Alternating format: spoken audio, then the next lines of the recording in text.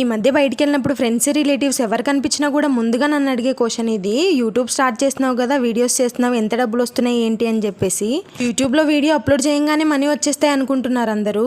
అసలు వాళ్ళకి తెలియని విషయం ఏంటంటే వీడియో అప్లోడ్ చేయగానే మనీ అయితే రాదు. ఒక వీడియో వైరల్ అవ్వడం కోసం కొన్ని వేల వీడియోస్ చేయాలి. ఆఖరికి ఏదో ఒక వీడియో వైరల్ అయినా సరే దానికి మనీ వచ్చేస్తుందని చెప్పలేము. ఇందులో కూడా చాలా ప్రాసెస్ ఉంటుంది. ముందుగా మన ఛానల్ మానిటైజేషన్కి ఎలిజిబుల్ అవ్వాలి.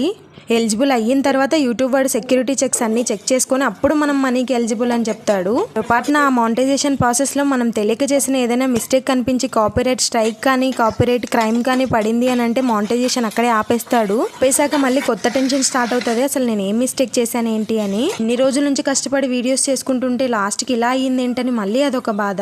ఇంకే అలా రెడీ అయిపోయి వీడియోస్ చేసి అప్లోడ్ చేస్తే సింపుల్గా డబ్బులు వచ్చేస్తున్నాయి, వాళ్ళకేంటి అని అనుకుంటున్నారు చాలామంది. ఇందులో కూడా చాలా కష్టం ఉంటుందండి, అది పడే వాళ్ళకి మాత్రమే తెలుస్తుంది. ఇంట్లో పనులన్నీ చేసుకొని పిల్లల్ని